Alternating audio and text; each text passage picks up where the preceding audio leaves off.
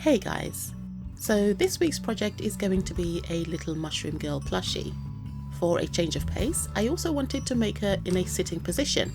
The fact that making plushies stand up tends to be somewhat of a pain, and just having her sit down would be a nice bonus, as well as possibly the easier option when it comes to making plushies. And so, a grey mushroom? Don't ask me why it's grey, it's the colour that I chose. Okay, if I'm being completely honest, I couldn't get a hold of the off-white creamy colour that I needed, so grey is what I had to hand, and grey it is. With that said, let's get started. For the materials, I will of course be using my favourite plushie yarn from the King Cole Yummy range in grey, red and this coral pink. Why grey again instead of a different colour? Well, it turns out it also shows up better on camera with my white background that I have at the end. So this will help her to stand out a bit more and not get completely bleached out. I will of course be adding a list of everything that I use in the description box below, so check that out when you have the time. For this fluffy shroomy girl, I started off with the legs. I made them into a round shape so that she would have stubby little feet, and then I lightly stuffed them.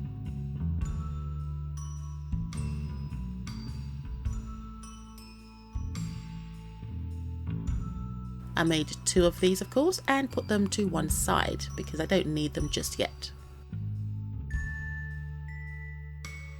I then moved on to the arms, which I made using short tubes that I then lightly stuffed as well.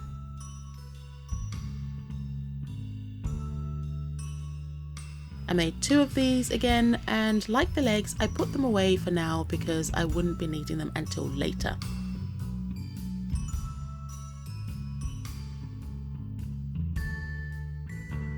Next, I went on to make the body. I wanted a fairly small but sturdy body, so I decided on something about the size of a small throwing ball.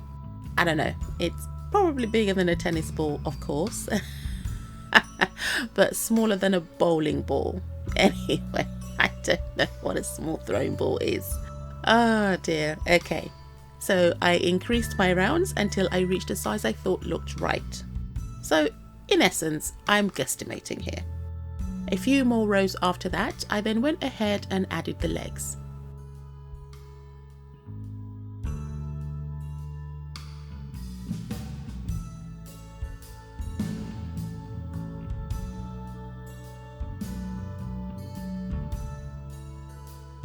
A bit later, I switched to the coral pink yarn to finish up the rest of the body.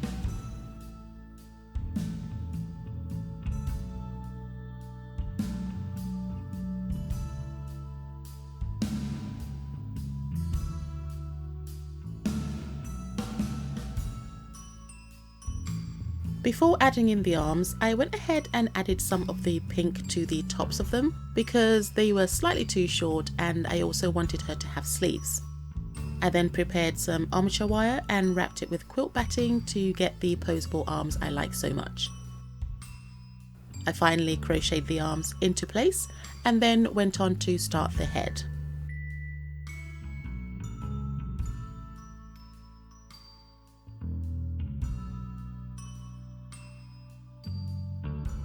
Before I finished the entire amigurumi, I went back to crochet a little frilly skirt. I usually like to do my skirts either before I've installed the arms or just shortly after, but never before the entire head and everything else is complete. It's better to get this part out of the way now when there's not that much in the way than to struggle with the entire mass of the plushie obstructing your progress later on.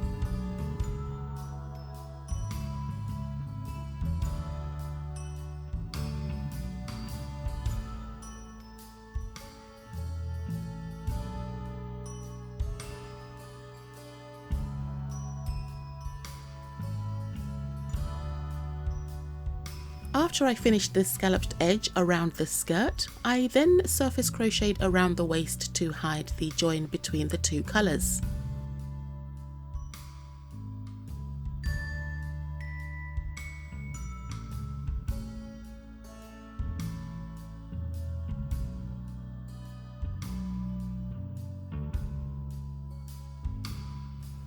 After that, I crocheted a small bow off camera to be added to the back of the dress.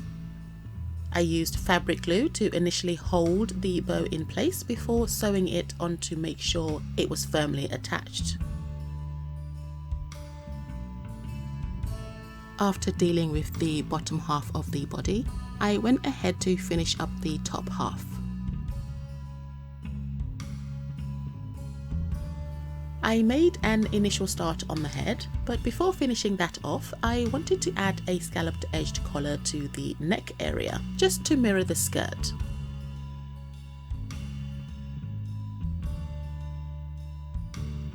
I also considered adding some surface crochet around the arms to define the sleeves a bit better, but yeah, I really should have done this earlier before the arms were fixed onto the body, but you know what, hindsight has a way of humbling you. So anyway, I decided to skip this because I still think the arms look cute. They don't need anything extra. But obviously later on I can decide to add a ribbon around the arms if I wanted to have any sleeves or anything to define the sleeves, or some lace. So either option would be fine. Anyway, I also added a cute little heart to her chest because, well, I just have so many of these still left and I need to use them up. With all the intricate stuff finished, I continued to crochet the rest of the head while making sure to add the safety eyes and embroidered eyelashes before I closed it up. She looks so cute! But there is obviously still something missing, so let's go ahead and do that now.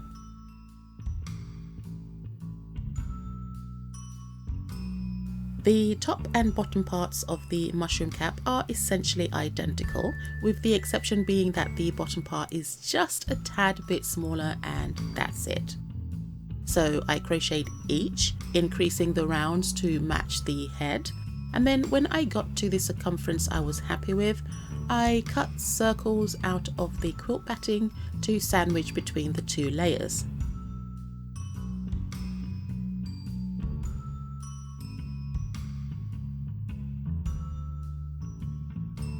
I then cut the end from the beige layer and wove in the end before joining the two pieces together by crocheting around both layers using the red yarn.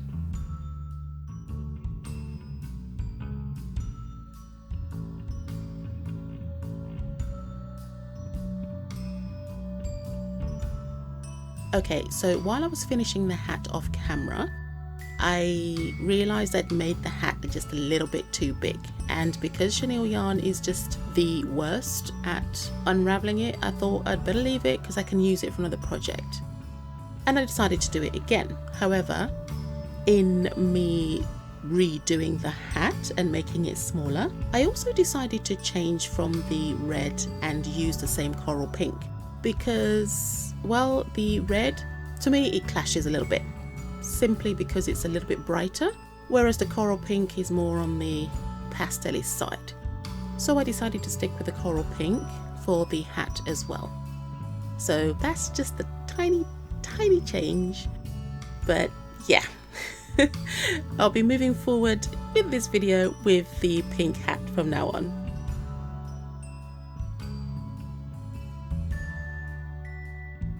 Finally, I made quite a few of these white dots in varying sizes to sew onto the top of the mushroom. And so, while I finish off sewing these dots into place, I'd just like to thank you all for watching, and of course if you'd like to see more, then please like, share, comment and even consider subscribing. If you are feeling generous, then also please consider buying me a cup of coffee on Ko-fi.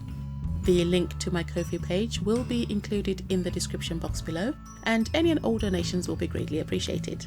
Don't forget to hit that bell button to be notified whenever I upload a new video. So enjoy the beauty shots and I'll see you in the next one. Bye!